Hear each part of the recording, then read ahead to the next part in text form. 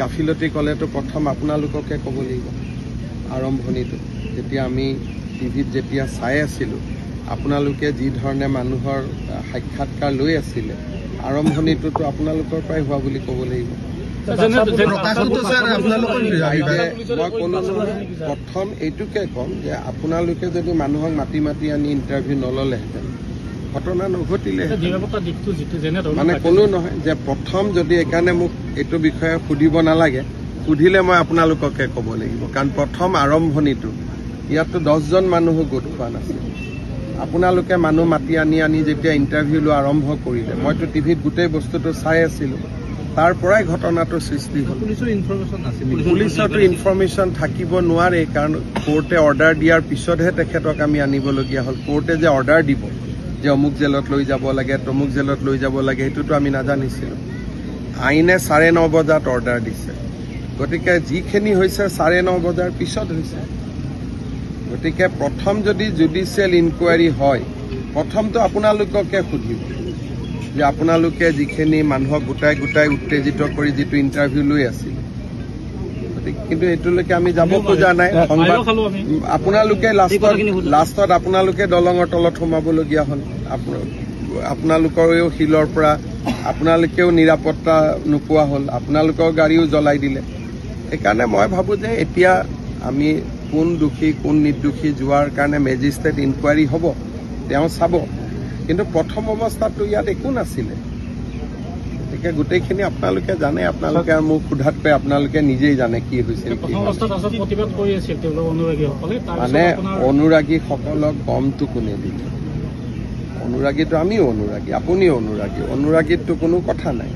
কিন্তু ন্যায় বিচাৰিছে, ন্যায় বিচাৰাৰ কাৰণেতো মানুহক জেলত ৰখা হৈছে। আচলতেতো আদৰণিহে জনাবলগীয়া কথা আছিল যে তেখেতক জামিন নিদি জেলত দিয়া হ'ল।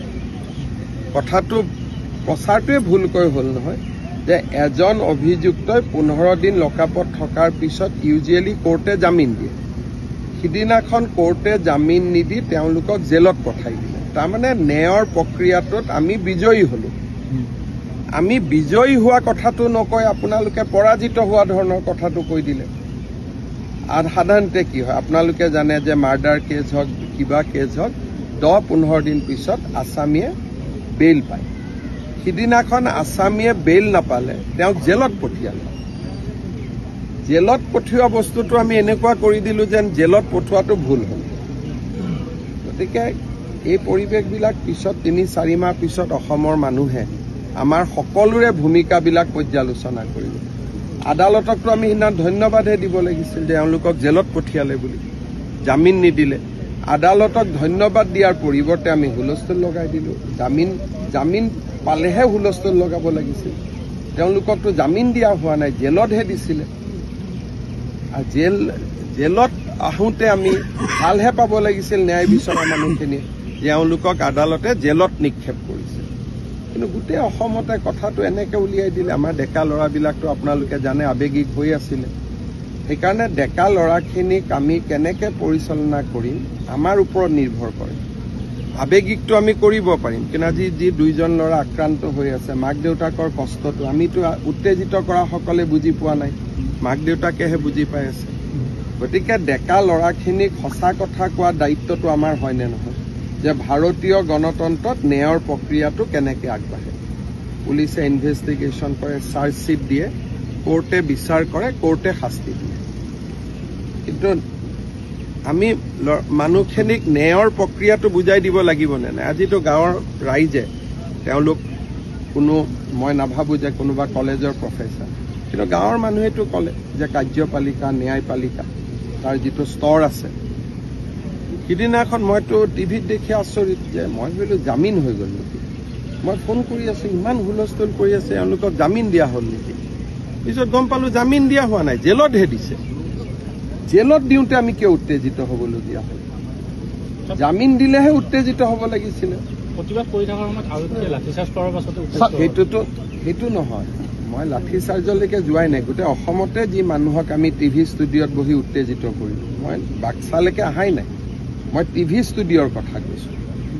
যে টিভি ষ্টুডিঅ'ত বহি থকাসকলে ভাবিলে যে জামিন দিয়া হ'ল। জামিনটো দিয়া হোৱা নাই, জেলতহে পঠোৱা হ'ল। জেলত পঠালে উত্তেজিত কিয় হ'ব? জামিন দিলেহে উত্তেজিত হ'ব। বাকী এডিশ্যনেল SP গাঁৱৰ ৰাইজেতো একো কোৱা নাই, আপোনালোকে কৈ আছে। সেইটোৱে পাৰ্থক্য, গাঁৱৰ ৰাইজৰ যিটো পৰিৱেশ আৰু আপোনালোকৰ পৰিৱেশ দুইটা আকাশ পাতাল। এতিয়া গাঁৱৰ ৰাইজেতো পুলিচ প্ৰশাসনক ভূয়সী প্ৰশংসা কৰিলে, কিন্তু আপোনালোকে বেলেগ প্ৰশ্ন সুধি আছে। এইটোকে যোনে মোৰ লগত ভিতৰত আছিল, ভিতৰৰ পৰিৱেশটো সম্পূৰ্ণ বেলেগ, আপোনালোকৰ লগত পৰিৱেশটো সম্পূৰ্ণ বেলেগ। মই নাজানো, কিন্তু ভিতৰত ৰাইজে বাস্কা জিলাৰ SP DCক ভূয়সী প্ৰশংসা কৰিছে। মই কি কম, মইতো ৰাইজৰহে শুনিম, কাৰণ আপোনালোকৰ গোটেই বেলেগ বেলেগ মালিক আছে, চবৰে কথা বেলেগ বেলেগ। গতিকে আপোনালোকৰ কথাটো বেলেগ কথা, কিন্তু গাঁৱৰ ৰাইজে মোক যিখিনি কথা ক'লে, মুখ্যমন্ত্ৰী হিচাপে মই কাৰ কথা শুনিম? ৰাইজৰ কথাহে শুনিম। ৰাইজে তাতে স্পষ্টভাৱে ক'লে যে SP আৰু DCক আমি খুব ভাল পাইছোঁ, হাত চাপৰি মাৰি সকলোৱে এটা তেওঁলোকক অভিনন্দন জনালোঁ।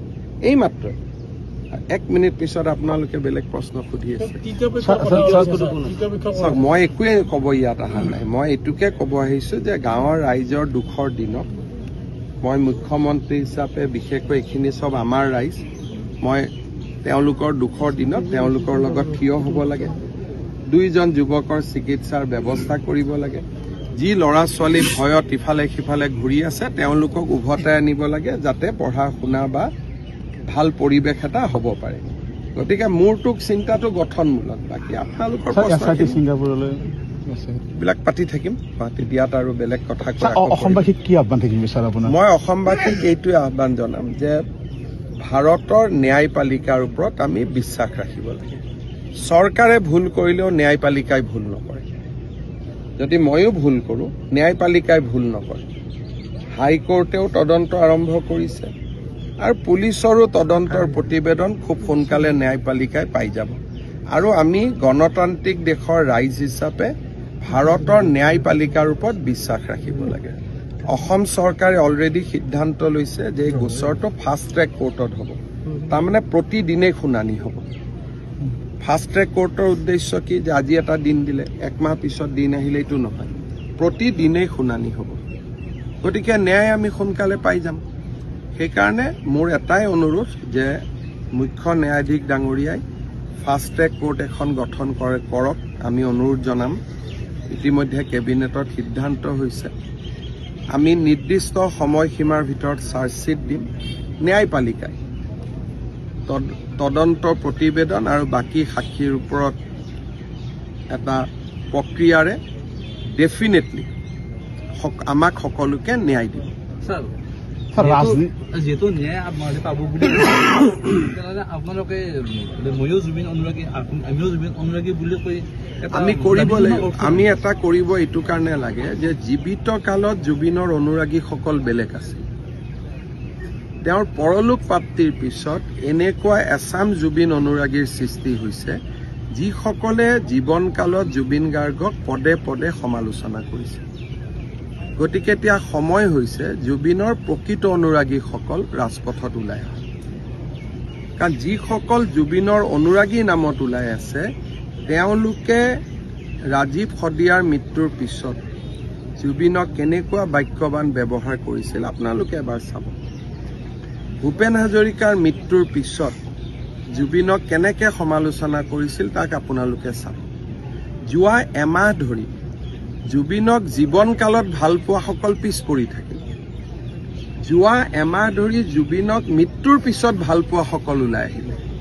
সেইকাৰণে বিজেপিৰ প্ৰচেষ্টা যাতে জুবিনৰ প্ৰকৃত অনুৰাগীসকলক আমি ৰাজপথত উলিয়াই আনিব পাৰোঁ, ন্যায়পালিকাৰ ওচৰত আমি যাতে এটা নিবেদন কৰিব পাৰোঁ যে সোনকালে ন্যায় দিয়ক। পলিটিকেল একো নাই। জুবিন গাৰ্গক লৈ আচলতে এতিয়া দেখা গৈছে ছাৰ, আমি যেতিয়া ছচিয়েল মিডিয়াত যাওঁ তেতিয়া দেখা গৈছে কিছুমান ৰাজনীতি আৰম্ভ হয়। মই এইটোকে ক'লো যে আমি অসমত জুবিন গাৰ্গৰ অসম এটা তেওঁৰ কাৰণে জন্মভূমি পুণ্যভূমি আছিলে।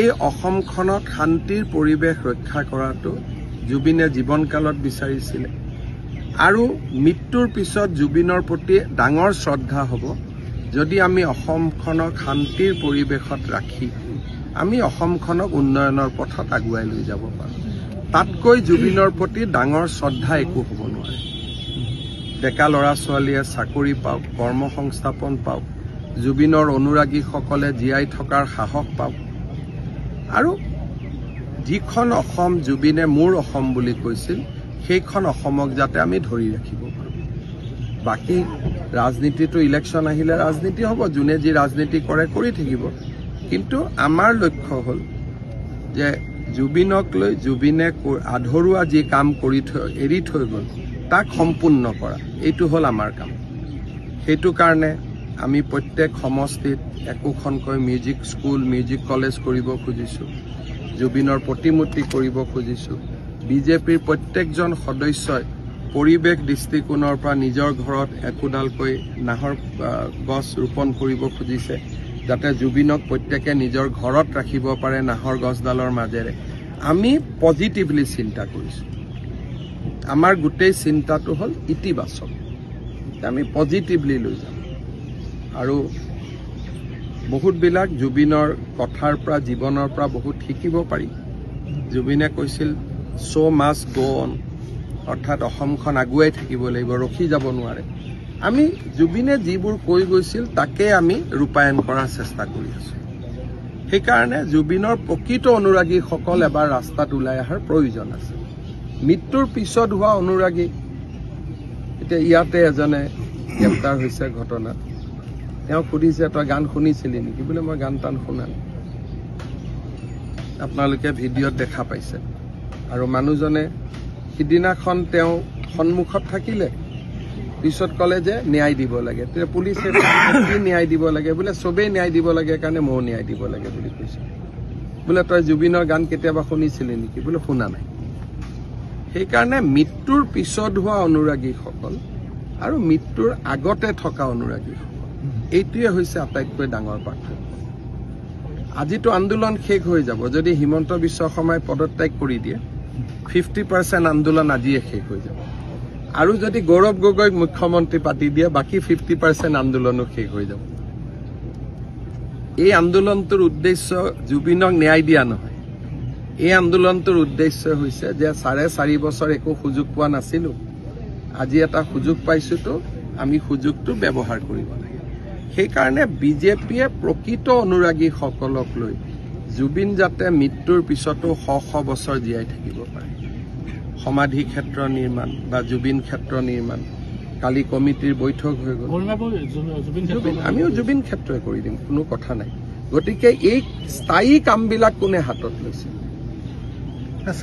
গতিকে আমি হৈছোঁ এডালো গছ কটা নাই এইটো তথ্যৰ ওপৰত নিৰ্ভৰশীল নহয় আপোনালোকৰ লগত আমি একেলগে গছবোৰ চাব যাম প্ৰত্যেকজোপা গছ জীয়াই আছে এইটো এটা ভুল ব্যাখ্যা গছবিলাক সুন্দৰভাৱে জীয়াই আছে আৰু মৃত্যুৰ আগতে জুবিনৰ লগত মই কথাও পাতিছিলোঁ মোক কৈছে দাদা গছবোৰ জীয়াই থাকিব মই গেৰেণ্টি দিছোঁ জীয়াই থাকিব গতিকে এইবিলাক হৈছে অপপ্ৰচাৰ আৰু এই অপপ্ৰচাৰ কালি এজন আৰ্টিষ্টে এইটোৰ ওপৰত এটা ছ'চিয়েল মিডিয়াত পোষ্ট দিছে জীৱনকালত জুবিনে তেওঁৰ বিষয়ে কি কৈ গৈছিল এতিয়া চবেই ভাবে যে এনেকে পোষ্ট দি জুবিনৰ খালি থকা জেগাখিনি মই লৈ ল'ম সেনেকেতো হ'ব নোৱাৰে সমাজে ভূপেন হাজৰিকা জুবিন গাৰ্গ জ্যোতিপ্ৰসাদ আগৰৱালা বিষ্ণুপ্ৰসাদ ৰাভা এবাৰেই জন্ম দিয়ে হয় নহয় ঠিক কৈছো বাবা আপোনালোক ভালে থাকিলে হ'ল আপোনালোকে অলপ হেৰি নকৰিব সমাজখন ভাল হ'ব দিয়ক মূল প্ৰতিবাদৰ এইটো চাওক মোৰতো মিডিয়াৰ ওপৰত ভিউটো আপোনালোকে জানেই মইতো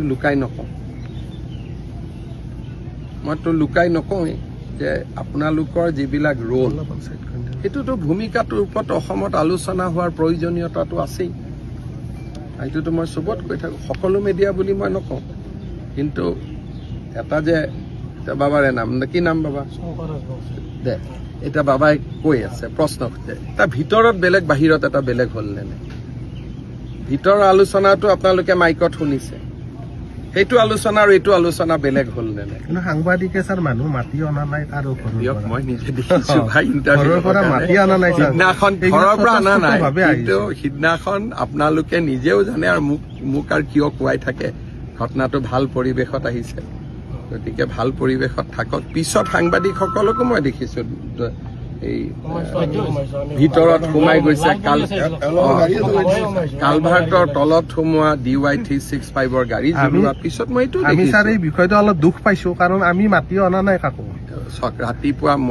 ৰাতিপুৱা ইয়াত পুৰা খালী আছিলে, আপোনালোক প্ৰথম গোট খাইছে, 34 জন আছিলে প্ৰথম, মই গন্তি কৰি আছো পুৰা 34, তাৰ পৰা বাইট ল'লে। বাইট বিলাক কেনেকুৱা বাইট আছিল আপোনালোকে শুনিবচোন এতিয়া।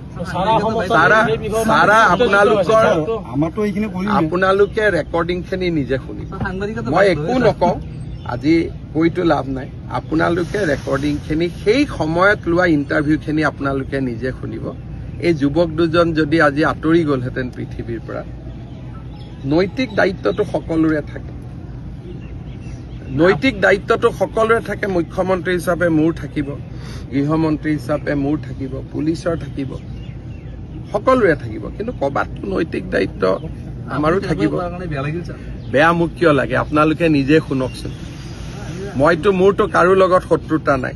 প্ৰথম ইণ্টাৰভিউ যিখিনি মই প্ৰথম চাই আছো, মই তাৰ পৰাই SDCক ফোন কৰিছো, ভাই এই সাংবাদিকসকলক ৰিকুৱেষ্ট কৰক, এই এনেকে যদি ইণ্টাৰভিউ লৈ থাকে গণ্ডগোল হৈ যাব।